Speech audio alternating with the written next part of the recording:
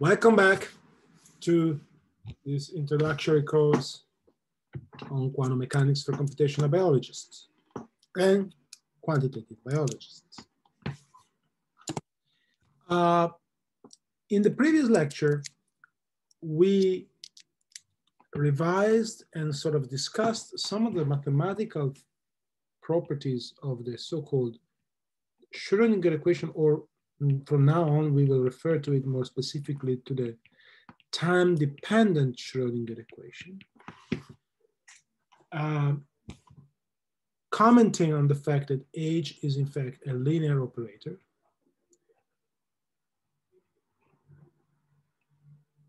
Which has several analogies with, say, matrices in vector spaces and linear algebra. And we, briefly mentioned that we will comment on this analogy further on in the course. And then we spent some time in discussing the fact that this is a really complicated equation. It's a partial differential equation, PDE, and the PDE are really hard. Solving for PDE means finding a function such that if you take the time derivative of this function multiplied by IH, you get the same result as acting twice with a spatial derivative, or computing the Laplacian multiplied by minus h bar over 2m, adding the potential energy for each x. So you have a function that's from the information about the potential must be encoded in the wave function solution. Because if I write this explicitly, let me write this explicitly.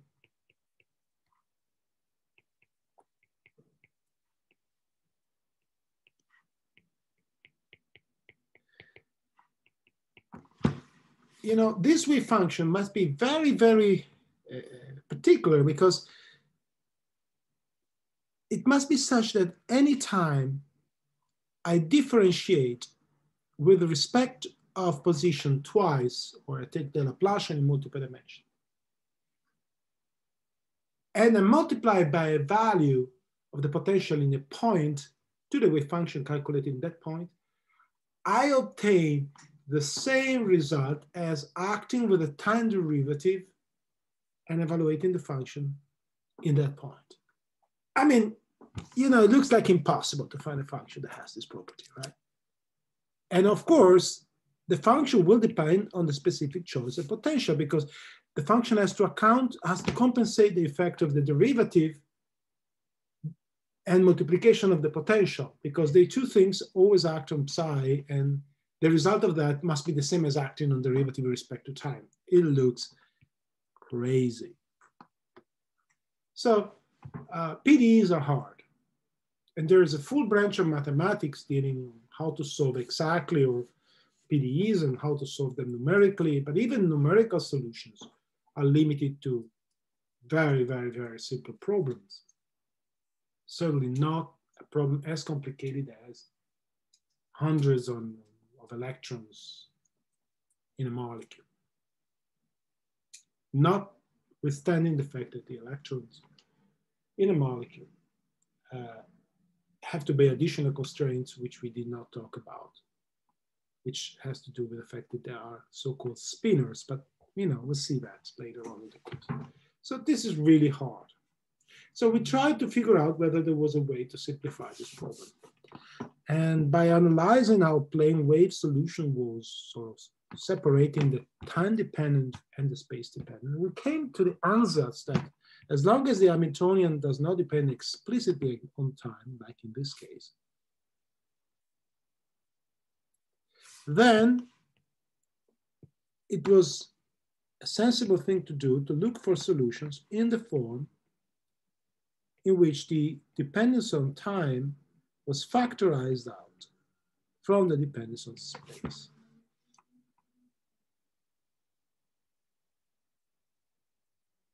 So if you plug this into this equation, you get a different equation, right? And the equation that you get is actually h psi phi of x equals e phi of x. This was the so-called stationary or time-independent Schrodinger equation. And this will be the subject of interest of most of the rest of this course. So today we want to look at this equation, understand a little bit better what it means, and even apply it to solve our first Schrodinger problem. So let's write it again here.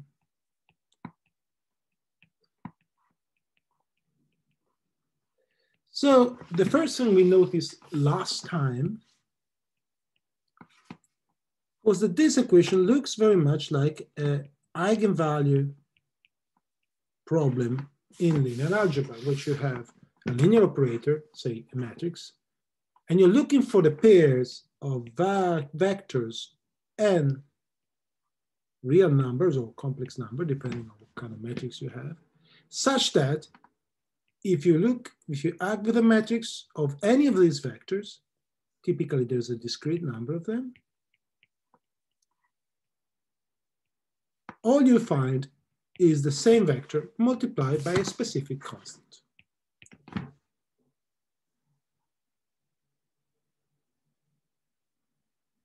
Okay, this is by no means trivial. So let me forget for a moment about the Schrodinger equation eigenvalue problem, and let's concentrate on this much simpler eigenvalue problem. So let's say, let's take an example of this eigenvalue problem. For instance, in the simplest possible case, let's take a 2 by 2 matrices, because 1 by 1 matrices are just number, and every 1 by 1 matrix is its own eigenvalue. So there's nothing interesting in 1 by 1 matrix. So let's take A to be a 2-dimensional matrix. For instance, just as an example, let's take A to be the matrix 0, 1, 1, 0.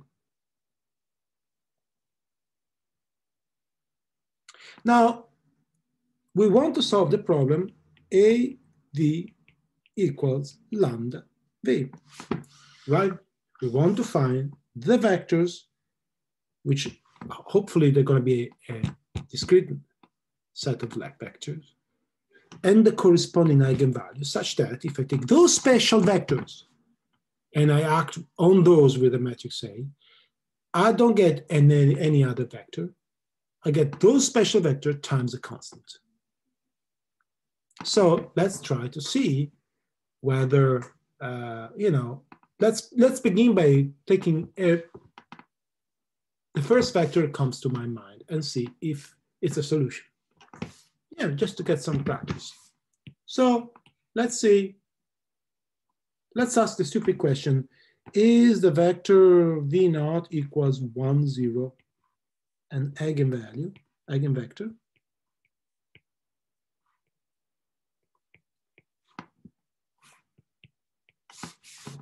Well, let's see.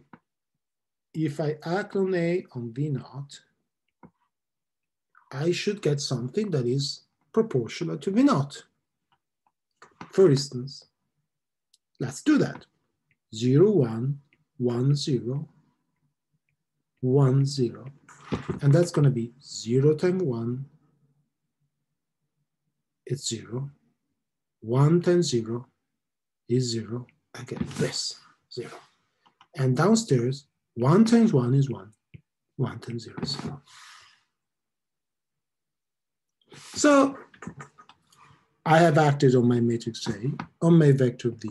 I obtain a vector W. And the question I'm asking is W just a constant times V?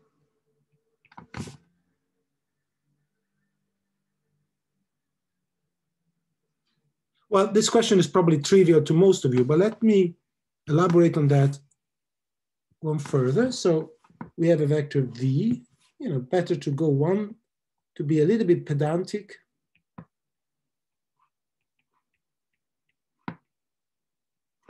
Than to rush, especially because we are working not in person here, we're working by remote. So, I don't have a direct feedback on how people are following up on this. So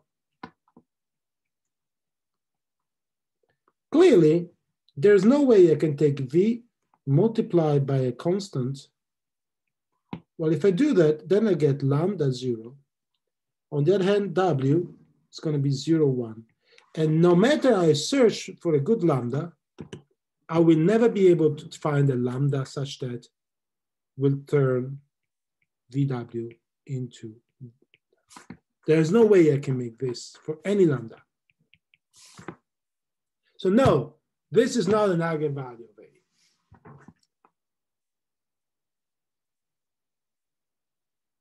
So what would be an eigenvalue of A? Well, let's try another one. Let's try V equal 1, 1. And let's apply A on V. That's going to be 0, 1, 1, 0, 1, 1. And then this time I get 0 times 1, and I get 1. And I get 1 times 0, I get 1. Ho, ho. Now I get A V equals to V. So this means that the eigenvalues of this vector here, V1,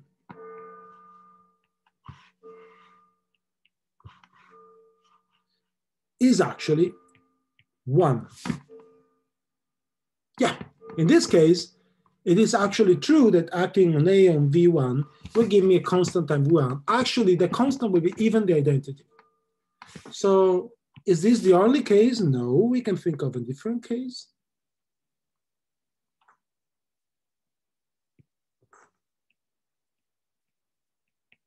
If I take 1 and negative 1, well, let's see.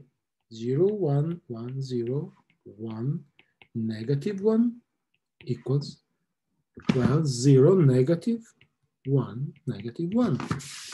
So in this case, lambda 2 is equal to negative 1.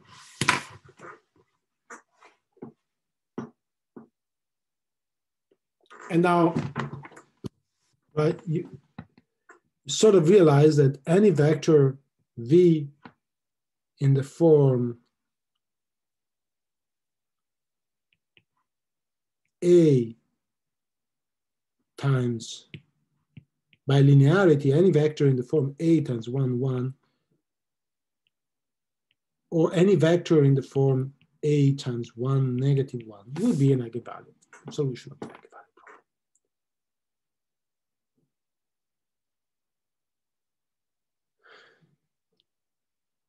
And from the graphical point of view, what we discover is that our first choice, I was looking at the vector 0, 1, 0, which means basically 1, 0 is this vector. Component X is equal to 1, component Y is equal to 0. And if I acted on X, I was getting 0. Oh, sorry, using the matrix A on this vector, I was getting the vector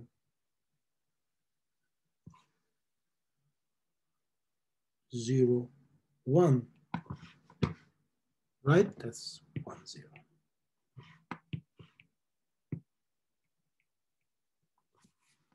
So this was not an eigenvalue.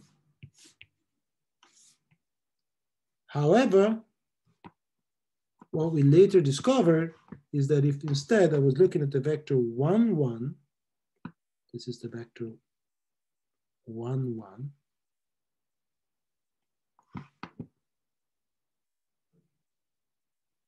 and if I was acting with A, I was getting itself, again, 1, 1. And finally, in the third example, we discovered that if I was taken as my vector 1, minus 1, and I was acting with the vector A.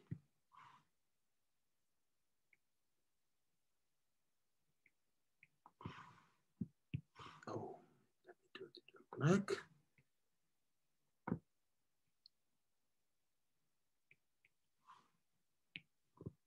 Then I was getting the vector 1, 1.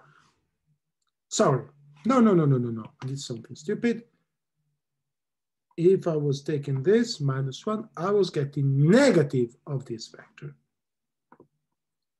which was negative of 1 minus 1, which basically is -1, 1, which is -1, 1. I was basically reversing this vector. So it was an eigenvalue because all I do is I remain on the same line, but changing the coefficient, I was just flipping the sign. So basically, eigenvectors are just stretched by the action of A, or they could be changed also in directions.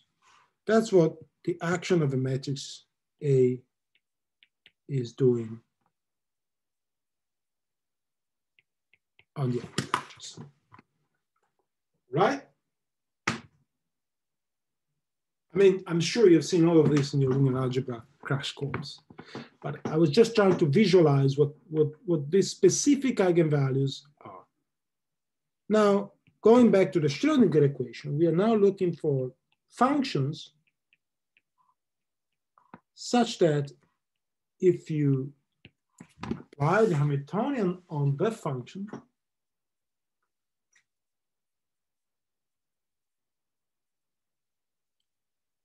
you get a function multiplied by a constant. So once again, let's take a look how this function could be.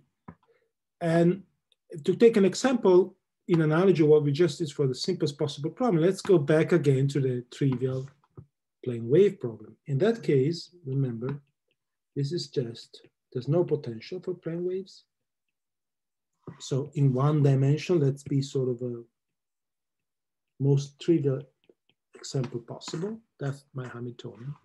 And so what I'm looking for is a function whose second derivative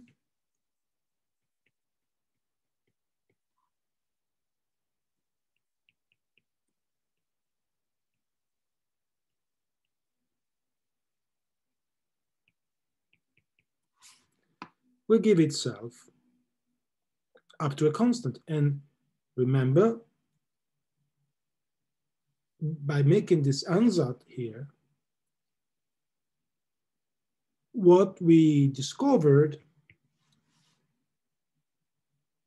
is that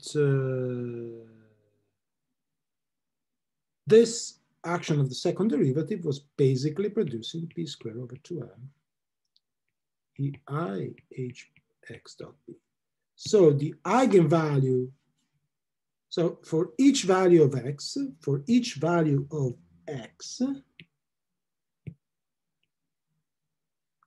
when I act with the Hamiltonian, no matter what is my chosen point when I evaluate the function, I always get the function phi of x multiplied by a constant that is independent on x, that is this p.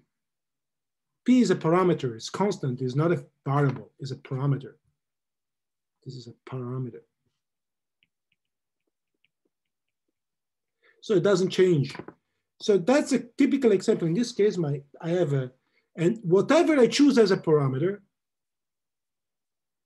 I'm fine. So this time I have a continuum set of eigenvalues slash eigenfunction.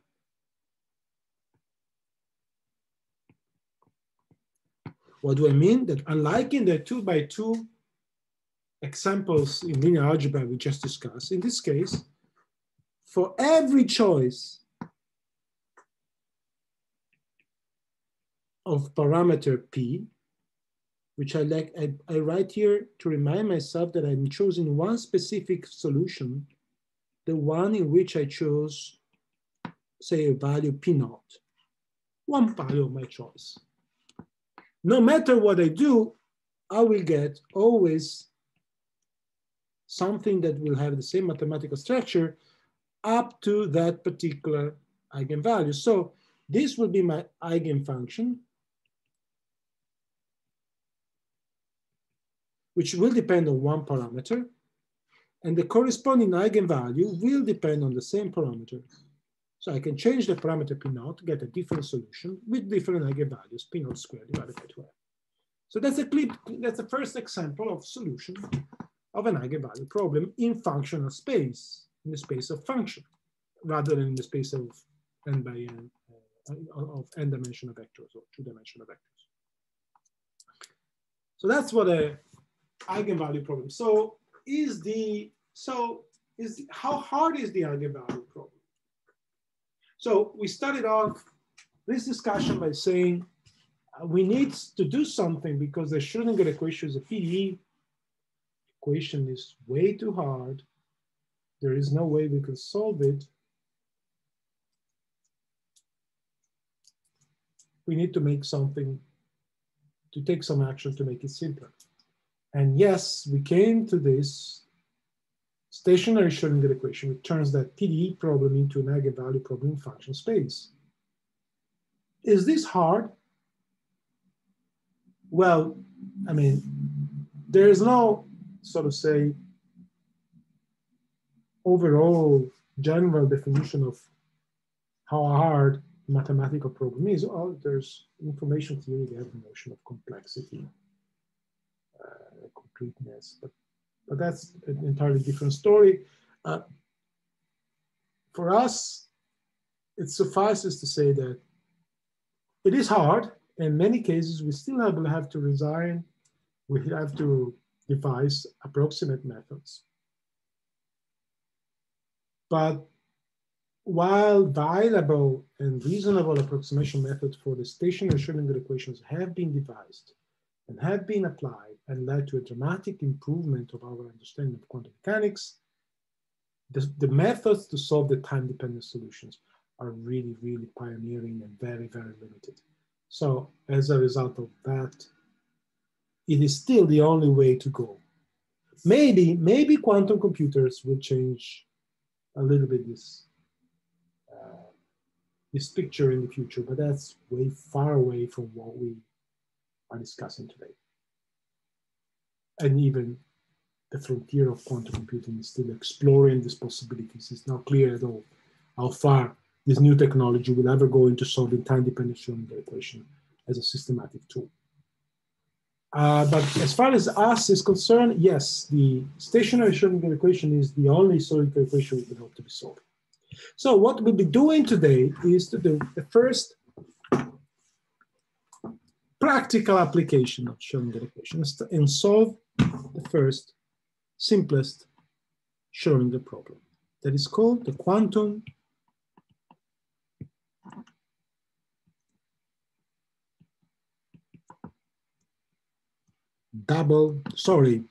square well problem. Infinite square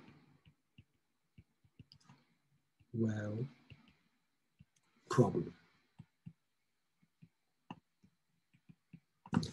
Okay, so there's so much to say about this problem that it's almost difficult to know where to start from, because the problem is very trivial in terms of what it is. It's easy to define, but why there's so much physics to be discussed around this problem and so many considerations to be done that it's really a mine of inspiration.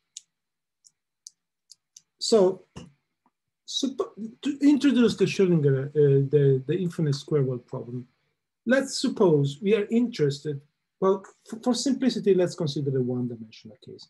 We consider the multiple dimension later on. So suppose all we want to know is quantum mechanics in one dimension. And of course, in general, quantum mechanics in one dimension with the general problems we can encounter. Now, we discussed before in this course that at the classical level, we can divide physical situations that are encountered essentially into two main sort of families. Remember the discussion of the potential. We had bound systems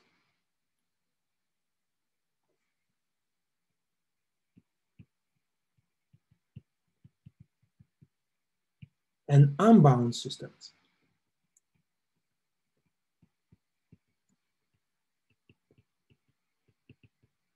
For example, you have an electron visiting the neighborhood of a proton, being bent by the proton by continuing its own way. That's what comets do when they pass near the Earth. Right? And this is an example of unbound system. You get close, you get rejected, you go away. And you will continue forever getting as far as possible from this point. On the other hand, in this particular potential in one dimension, if your energy is negative, say you start from any of these points, you will force to spend your eternity going back and forth between these 2 points. We had the discussion already. Go back in the lectures. And we had the classical theory of the hydrogen atom. That was a 3-dimensional example, then translating to an effective 1-dimensional example. Here, we are looking directly at the 1-dimensional example. So in general, in 1 dimension, we might have physical situations in which the system is bound.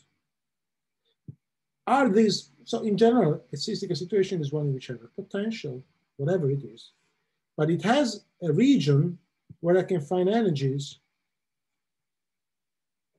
that confine the system between points, and the system and the particle will never be allowed to leave these systems whatsoever. This is a bound system.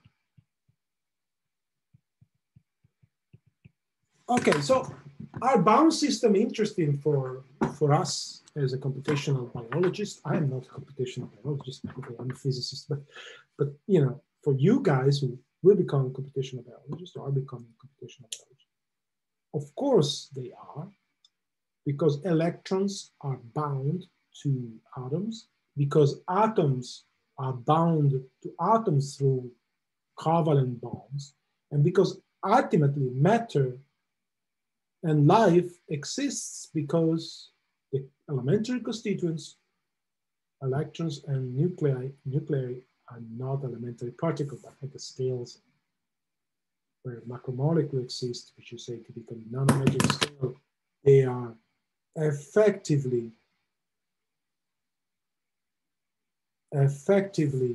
point-like,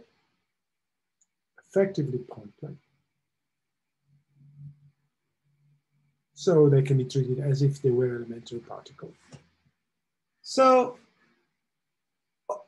ultimately, matter exists because these, so to say, elementary, truly or effectively elementary particles are bound together to form macroscopic, more complex entities called atoms, molecules, supermolecules, and stuff like that. So to understand matter, we need to understand the phenomenon of binding between particles or confinement of particles in regions of space. My electron that is bound to this atom will never be able to explore the region far away from this atom because it is bound to this atom. So what we are looking is to understand the typical aspects of bound particle, but not in classical mechanics as we did in the classical theory of the hydrogen atom. We want to take our first steps toward understanding binding in quantum mechanics. So what physicists often do when they want to understand an unknown phenomenon and move the first early steps in the unknown phenomenon is looking for toy models. What is a toy model? Well, a toy model is something that exists basically only in physics, I would say. It's a model that is deliberately too simple to be any realistic. So it cannot be used to predict the result of an experiment at a quantitative level. So ultimately it cannot be really verified experimentally because you can never match its prediction to an actual data. Yet it is particularly simple so that you can easily solve it. And the hope is that by solving this unrealistic, admittedly unrealistic model, you gain some qualitative lesson, qualitative information that is sufficiently informative to tell you how qualitatively, not quantitatively, but qualitatively things are working in really interesting problems. So the idea is to use toy models as workout regions, workout toys, to gain experience, to understand how things are supposed to work, and maybe then use this as a starting point to understand more complicated matter, because you get some of the idea of what's going to happen in real problem going by looking at toy. So remember, toy models have to be specifically, admittedly, particularly simple. So the question you might ask is, what is the simplest toy model for understanding binding? So binding is when a particle can never escape a potential energy. No matter, it will stay there forever. So to understand binding, let's build up the simplest binding problem. We have a particle in one dimension, and we have an infinite well. The potential energy is constant within the well, and it becomes infinite when you approach the well, the edges of the well. So the physics of this is a particle in a box. In this case, it's one-dimensional box.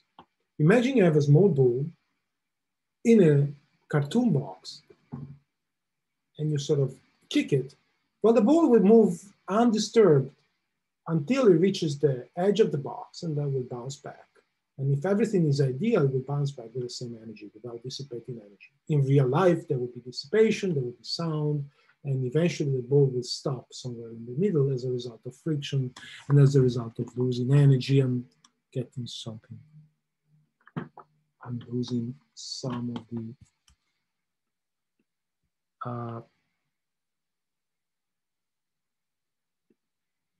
okay, sorry, my camera disappeared. So in real life, even in ideal quantum, even in ideal well, even if I build a better box I can think, I would never get something like infinite barrier, because if instead of shooting my little ball with my fingers, I use a gun to shoot it, maybe I dig a hole in the cartoon box, right? So that means that if I have enough energy, I can escape from a box. So real life, something like this.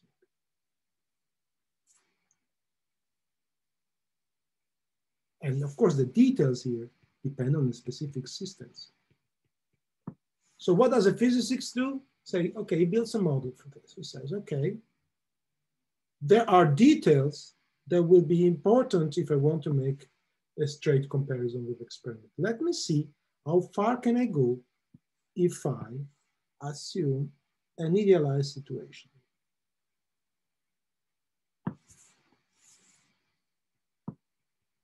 That's my toy model. And there are regimes in which the toy models become exact. For instance, if the energy that is required, well, first of all, you see all these details. If the scale where the details occur, see the change in the potential occur, are very small compared to the size of the box, then you basically are in a situation that is not actually this. But more likely, if the scale where the details change in my system are very small, are perhaps in a situation that looks more like, this is my real physical system.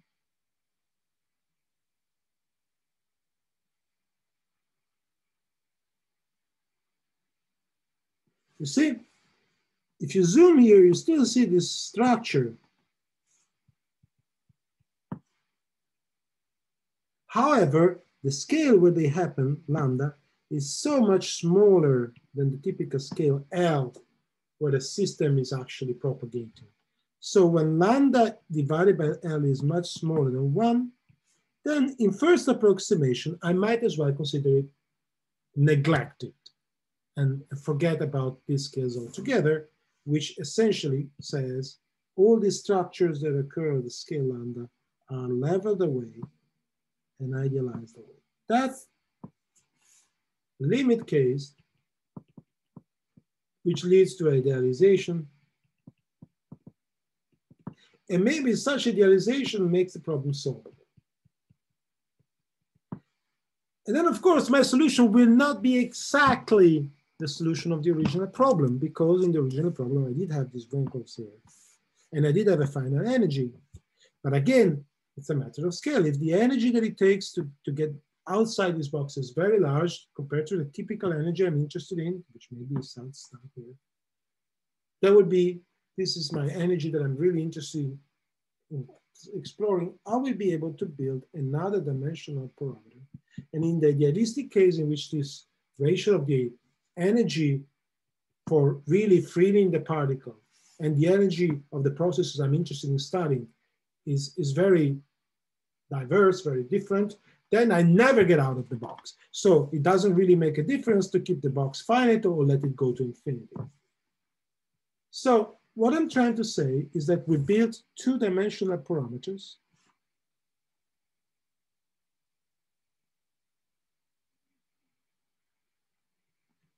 So these are properties of the idealistic system.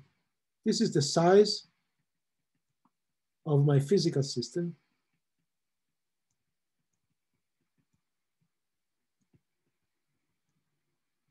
These are the scale for details. Let me call it this way. These are the energy I'm interested in studying.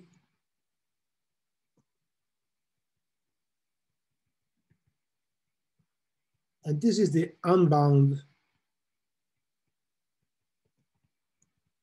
energy. This is the typical energy I need to provide a particle with if I want to let it escape from my box. If I'm in the ideal case in which both these parameters are much less than 1, I can neglect the small details of the box, and I can neglect the fact that there's a finite box energy barrier. And in both limits, I can consider my system to be a quantum particle in an infinite box. So this is my axis. So I want the scale to be, I want the size of the box to be L, so I get minus, so I get, if you want, I split it in 2, and that's my potential energy here.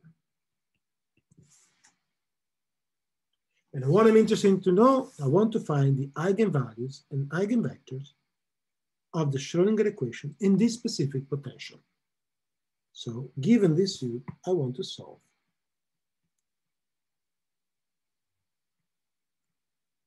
the problem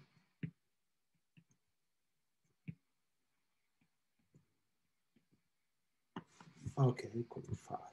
Notice that I didn't write second derivative with respect to x. I wrote second derivative with double prime. But that's the problem we want to solve.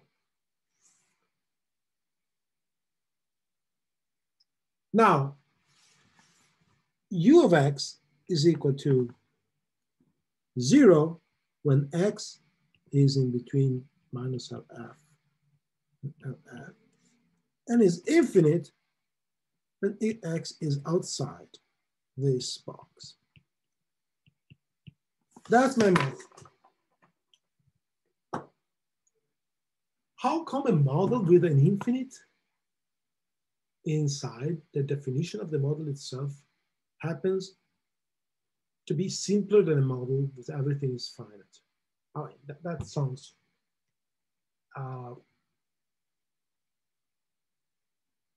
That sounds kind of weird, right? Because, you know, infinities are not the simplest mathematical concept even to digest, no matter to use. We cannot write infinity within an equation because you cannot, it's not a number. You can say, I evaluate my function, I get infinity on the right-hand side and 55 on the left-hand side. I mean, you can even write infinity equals infinity, makes no sense, right? So we have now a model in which I have explicitly an infinity symbol here, and I'm claiming this model is simpler than any original model with a finite energy of escape. How come? Because we want to trade this with a little bit of interpretation. Remember, what do I mean by the fact that I have an infinite potential barrier to escape? That the particle never gets outside.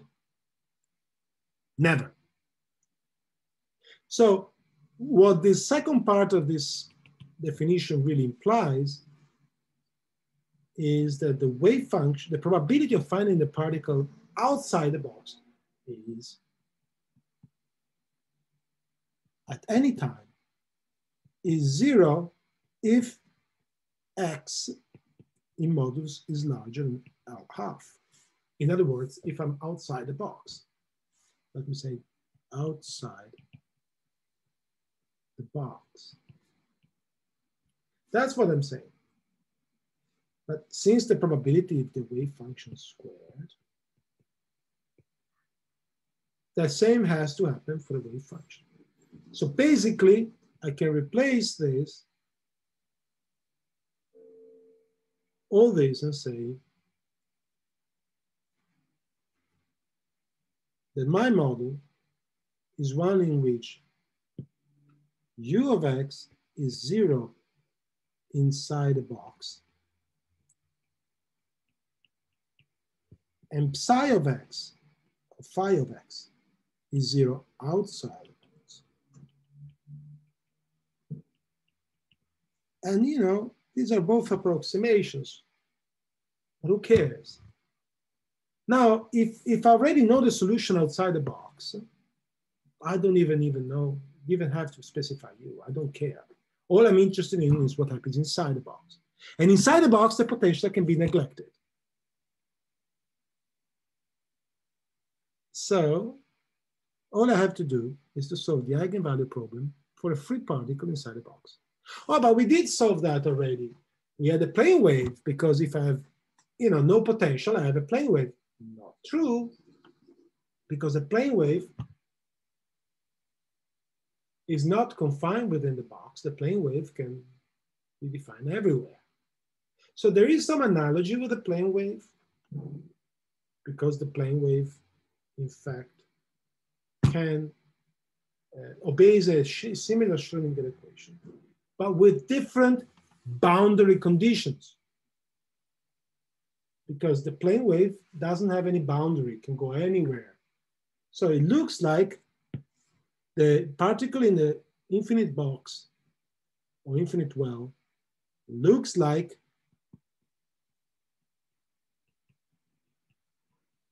a free particle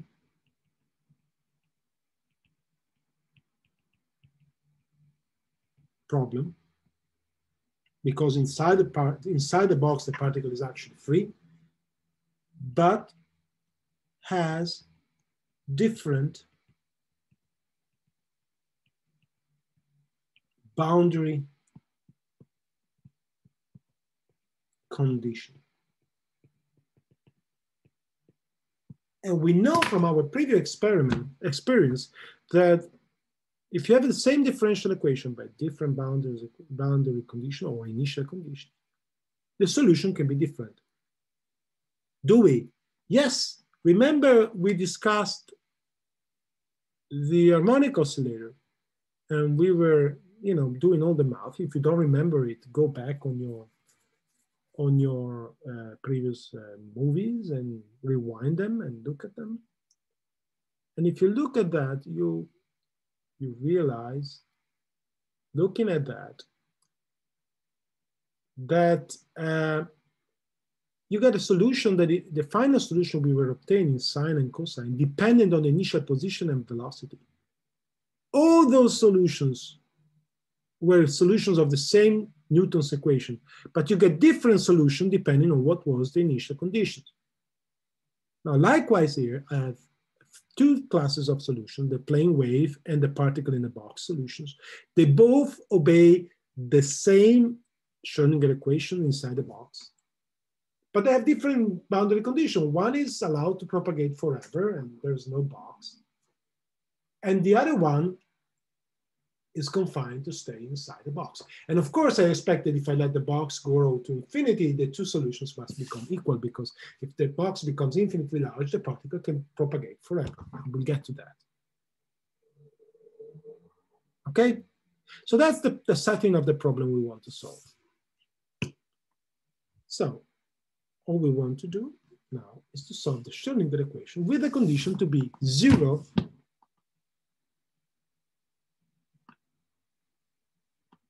So our problem is now to solve the problem of a free particle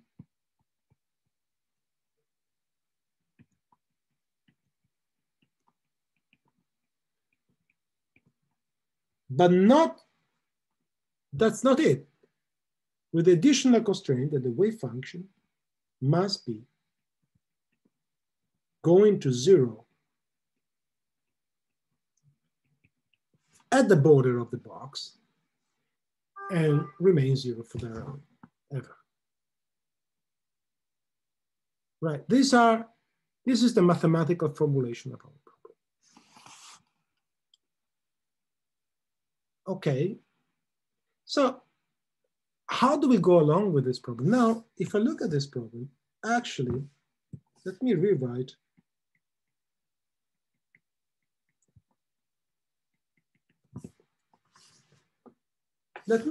equation 1 slightly.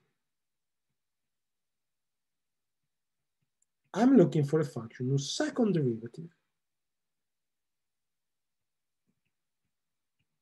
is actually proportional to itself with a negative constant.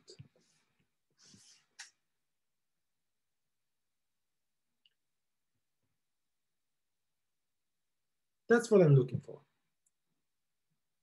to find a general solution of equation 1. Now a ring should bell in your brain, because we have already seen a problem like this. If you remember, when we were looking at a completely different problem, there's no physical analogy between this problem we are looking at now and the one that we were looking before. We were encountering the same mathematical question. What is the function whose second derivative is itself up to a negative constant? Well, if you remind yourself, that was the classical harmonic oscillator, in which case we have a function, we have a second derivative with respect to time, not with respect to position. And remember, we were interested, we had like a negative 2, we had 1/2 m omega square, derivative with respect to x, so m omega square x of t. That was the classical harmonic oscillator. Now, there are a bunch of differences. The function we were looking for was did not have any physical interpretation of a wave function. It just was a position. And the variable we were taking the second derivative was not position, but was time. Whereas in the problem we are looking now, the function we're looking for is the wave function, the stationary part of the wave function. And the variable we are differentiating with is the position. So clearly, from the physical point of view, and this is a free particle description in a box, and this is a particle bound to a spring. So from the physical point of view, there's no connection between these two problems. However, from the mathematical point of view, they have the same mathematical structure. And that happens over and over in science, right? We find problems which have similar mathematical structure. As a matter of fact, most of my research the last 10 years has been based upon realizing that I knew how to solve problems in quantum mechanics and particle physics that had the same mathematics of completely different problems in biophysics. So I began applying those mathematical solutions and methods to get insight into biophysics. So, you know, it's a very similar situation. You invent a solution for a problem by exploiting a formal mathematical analogy. Okay, so we knew how to solve this. Remember, we knew that the solutions of this equation were sines and cosines. Sines and cosines. Well, why don't we do the same here? You know, that was a solution of the problem. Let's do the same and apply here. So we know that phi of x can be a linear combination of, say, parameter alpha of x plus b sine of x. That's the ansatz we want to explore, right? Maybe I want to move this down. Okay, we don't know this, and we don't know this. But maybe if we take this ansatz and we put it back into the equation, we can find some information. So let's take this, let's assume this and see what we get. If we get nonsense, we'll try a different thing. If it works, then we're happy. Okay? Okay, so let's do the following. Let's apply this to my equation. The second derivative of this equation will be, now let's look at let's call this phi even and phi odd. Why do I want to call it phi even and phi odd? Because the cosine is an even function of x. It's mirror reflected from the right and the left. Well, the sine is odd because sine of negative x is equal to negative sine of x, while cosine of negative x is equal to cosine of x. So this is perfectly mirror reflected, and this is reflected up to a sine. So that's why we call it odd and even. It's just a name. We don't even have to do that. So let's look at the even solution first. That is negative h bar squared to m. I take a squared, sorry, a, and the second derivative of cosine of alpha is going to be negative alpha squared cosine of x, or alpha x.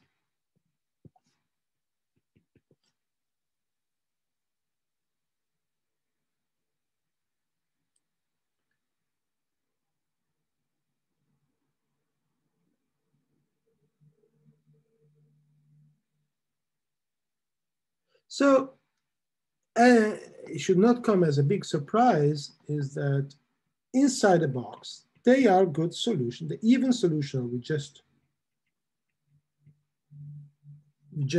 derived is in fact a good solution because I took the second, I applied the Hamiltonian on the left-hand side and obtained the same function with a multiplicative constant.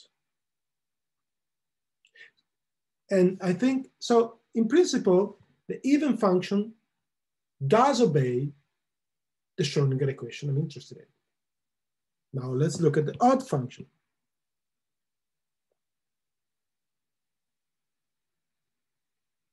Well, it doesn't take a genius to discover that the same things happens to the odd function, the only difference being that I have a different constant involved. So both the even and the odd function are in fact good solution of the Schrodinger equation. And since the Schrodinger equation contains the Hamiltonian, which is a linear operator, then obviously any linear combination of this solution will be still a solution. So in particular, phi, a simple linear combination of even and odd, is a good solution of the Schrodinger equation. Now I'm gonna ask myself, can I obey can I build solutions that obey the right boundary condition? So now impose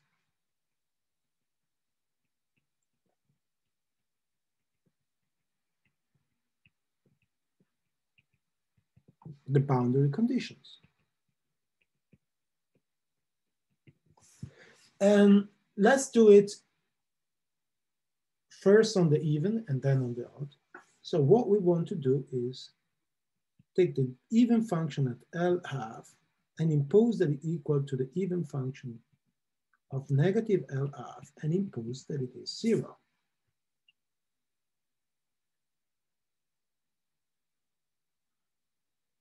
Right?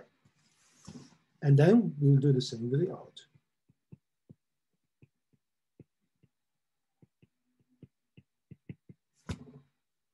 This will hopefully specify what these missing ingredients are here, because at the moment, if I don't specify this, I have a general solution, but I haven't put enough constraint into my solutions because they don't obey all the physical requests that I've made to these solutions. In particular, if I only stop here, they don't take into account of the fact that there's a final box, right? So they're not quite as good. So let's apply, let's take my even function. I can pull the constant a in front of the function and leave it in the linear combination. I don't care. Let's only concentrate on the cosine part. And I want to impose the boundary condition. So I want a cosine of alpha L half equals cosine of negative alpha L half equals 0. Well, I don't need, these look like two equations, one equating these two terms and one equating these two terms. But actually it's not, because we know that the cosine is an even function, so the second condition really doesn't. You know, it's always true that whatever is the argument of the cosine is equal to the argument of, is equal to the cosine of its negative argument, because it's always true that cosine of x is equal to cosine of negative x. So this equation is, if you want, is redundant since I have a cosine. So I'm looking for the alpha such that cosine of alpha L squared are equal to 0. And then you immediately understand that there is not only one alpha, there's infinitely many alphas for which this is actually the case. Why? Because, you know, if I have cosine of x, well, this is 0 when x is pi half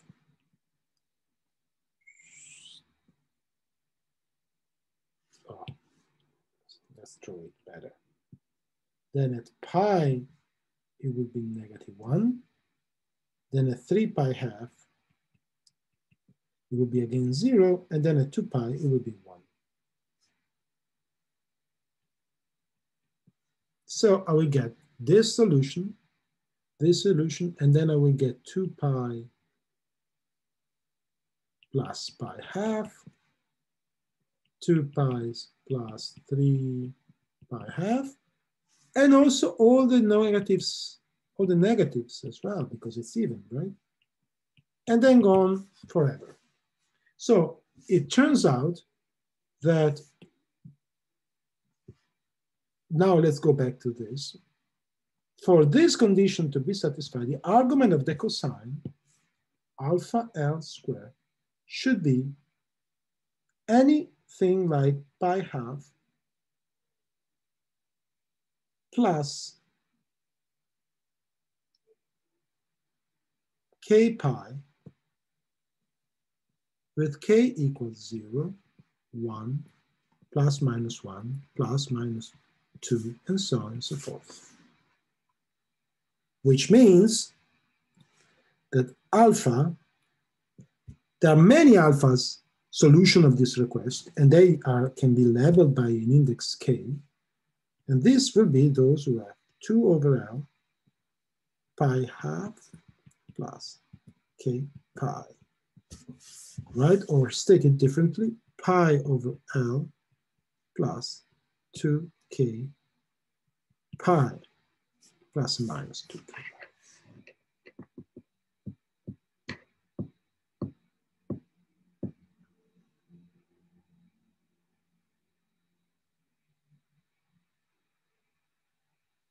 So what are the corresponding eigenvalues? So what we discover is a family of functions, phi of k, which are odd functions, even functions, sorry. And these are some constant, I don't care at the moment. Then a cosine of some alpha even k of x, where alpha of k is what we just said, pi over L 1 plus, I think it's 2 pi k, or even pi k. I think it's 2 pi k. You should go back on the previous slide and see if we can work out this. And of course, you have plus and minus.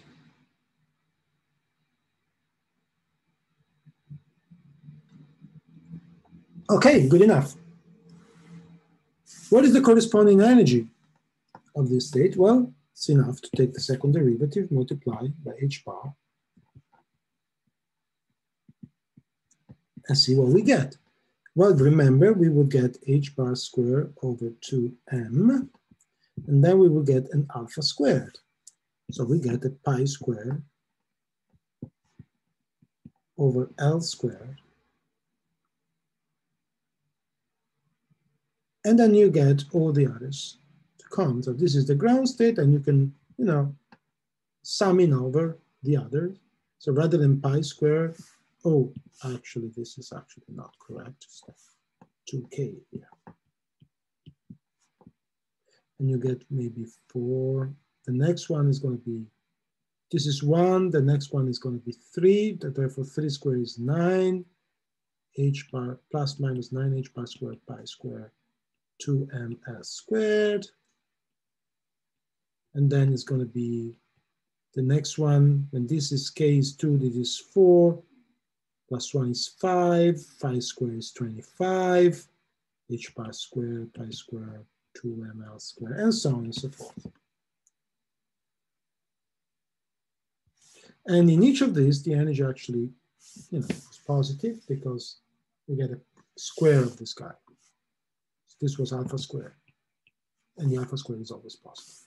So you get an infinite set of eigenfunctions and corresponding eigensolutions. So what do I mean again? I mean, I have a family of cosine alpha k x, phi k even, where alpha k are, once again, where the energy of this solution is going to be h bar squared over 2m pi squared over L squared. And then I guess is like that, ground state. First excited state is h bar squared over 2m. I get a different function. This is the ground state, which is pi over L. I get another one, cosine alpha 1, which is 3 pi over L x. The energy is going to be 9 pi squared over L squared. Then I get cosine alpha 2. And then the energy of the other excited states here is 2m 25 pi squared. And so forth and so forth. So I get an entire family of solutions of the Schrodinger equation which obey the final, the correct boundary conditions, and they're all even.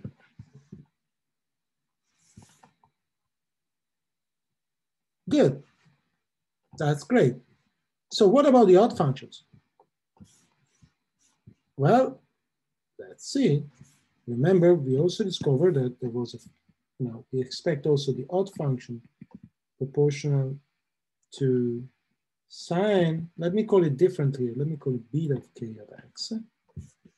Maybe beta is the same as before, it's the same as alpha, maybe it's not. Let's find out. Okay, so negative square 2m of x, second derivative is equal to e function of itself, right? Now, if I take the second derivative of this, I will get again beta square h bar square over 2m phi odd of k is equal to the energy phi dot. But now I want phi to be an odd function. And so I want to find the beta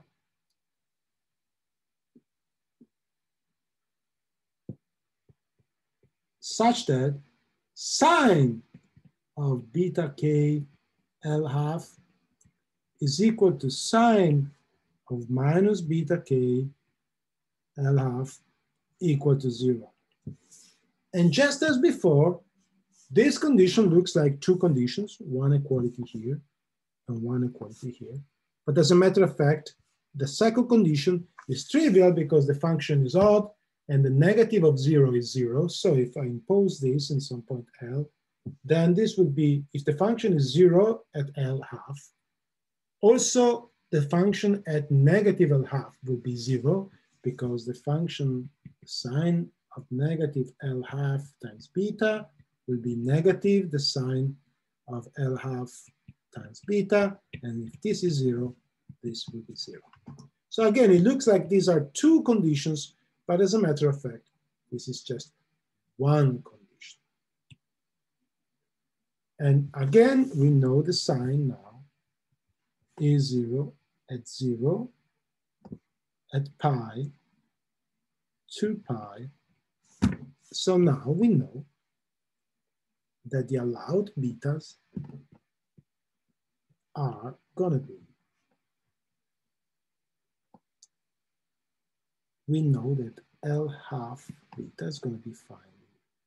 0, pi, 2 pi. So in general, let me call it k pi. Now, the solution in which k plus minus k pi, where k's are integer, but the k can only be 1, 2, 3, because if k is equal to 0, the sign of 0 is identical to 0, and there's never probability. So if I choose k equal to 0, sign of 0 is always 0 no matter what is the argument, and phi in this function would be identically 0, which means there's never going to be any final probability of finding the particle anywhere, which means corresponds there's no particle in the box. So in this case, I get this simple solution. So again, given this, it means that the allowed beta k are plus minus k pi over L with a 2 now in front. And therefore, here I have another class of solutions where I have odd k of x, right? They are in the form sine 2 pi over L times k, with k equal 1, 2, 3, and so on. And the corresponding energies will be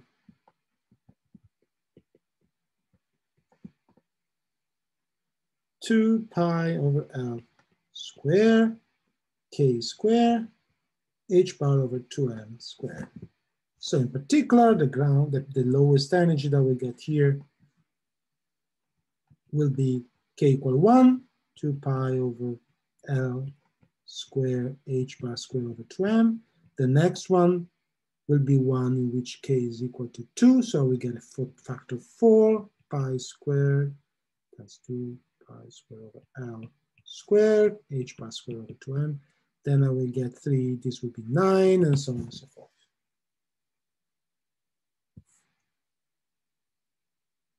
So I have found eigenvectors even and odd eigenvectors. So my temptation would be to write my general eigenvectors this way.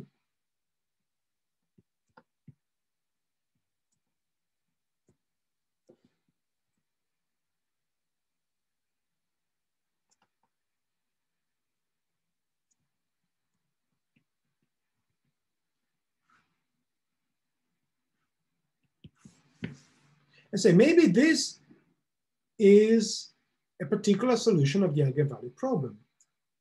But in fact, it is not, because remember, the eigenvalues, when I apply negative square divided to m by the second derivative with respect to x to this linear combination here, I will get a times alpha k squared h bar squared over 2m plus b, and this will be times cosine, plus b beta k squared h bar squared divided by 2m sine cos 1 over 2 sine.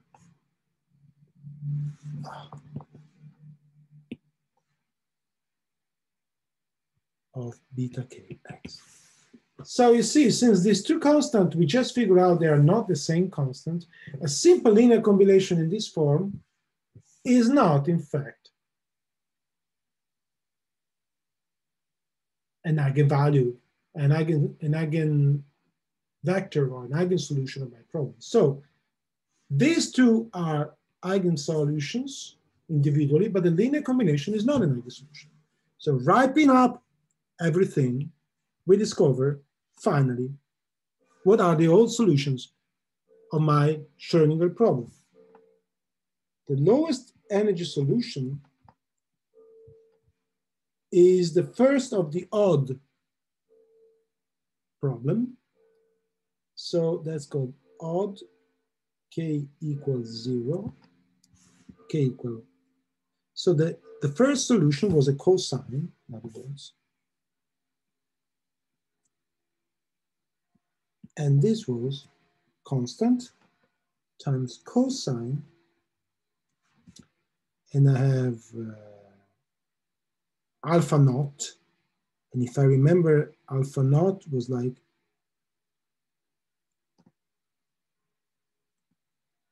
no.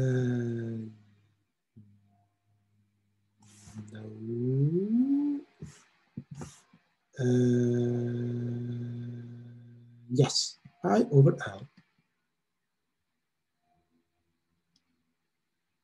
2 pi over L.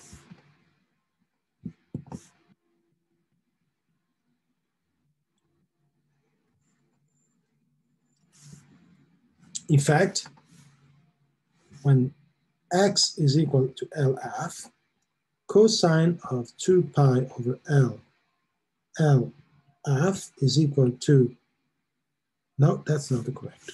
That was the correct one. Okay, fine. Pi over L. Because when x is equal to pi half, pi over L. L half is the cosine of pi half, which is 0. And the corresponding energy, so that's the eigensolution, and the corresponding energy is h bar squared over 2m pi squared over L squared.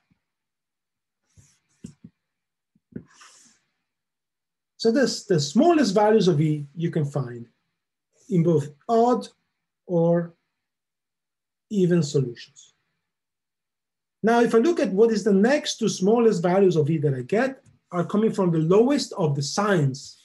So the next energy value that I get are from B sine, but this time I have a 2 pi over L x, and the first excited energy is h bar over 2m 4 pi squared divided by L squared.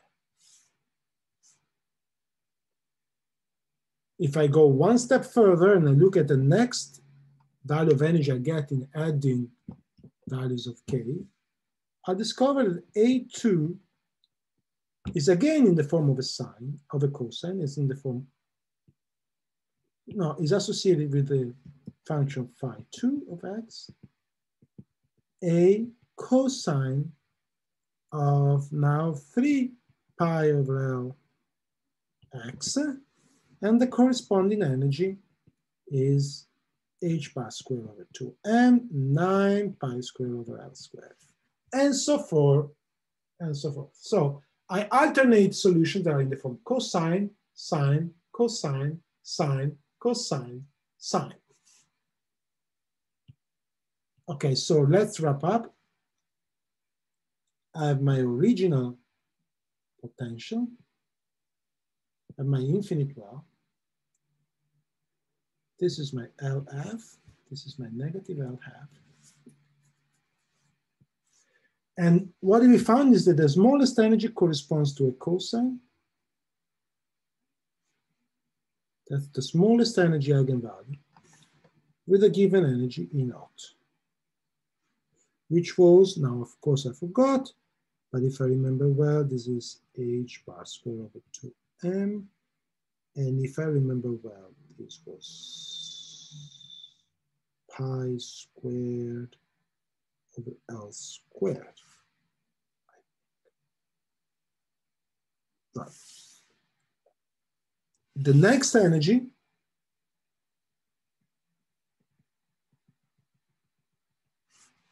was the function phi 1, which happened to be, let me use a different color, happened to be a sinus.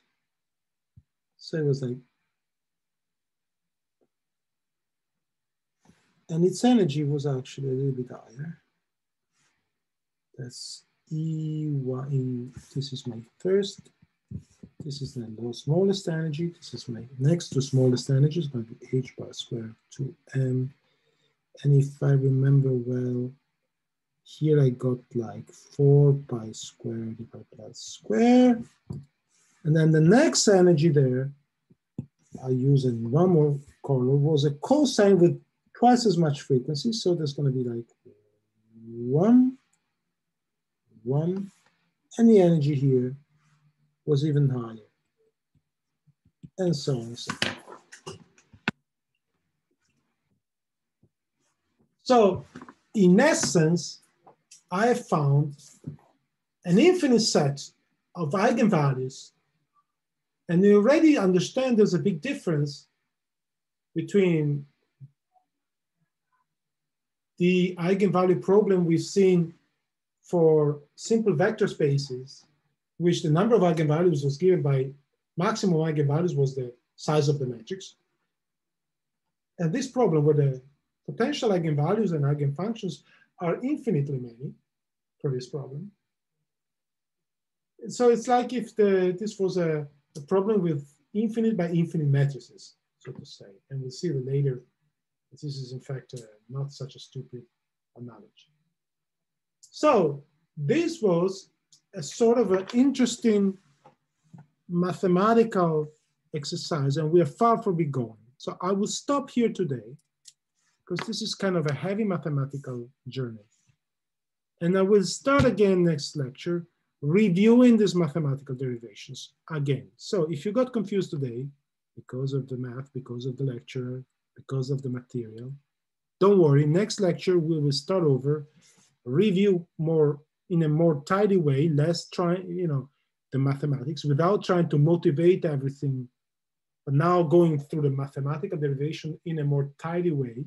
Now we understand the arguments, so we can proceed in a more mathematically or organized way, dealing only with mathematics and not with arguments. And then we will get all the solutions out once again. And once we get all the solutions out, we will be commenting on a tone of physics that comes out of this problem. If you think you're confused by whatever we did so far, it's okay. Wait for the next lecture to let things fall into place, and then draw conclusions if you are or are not confused about this material. Okay, thank you. Bye-bye.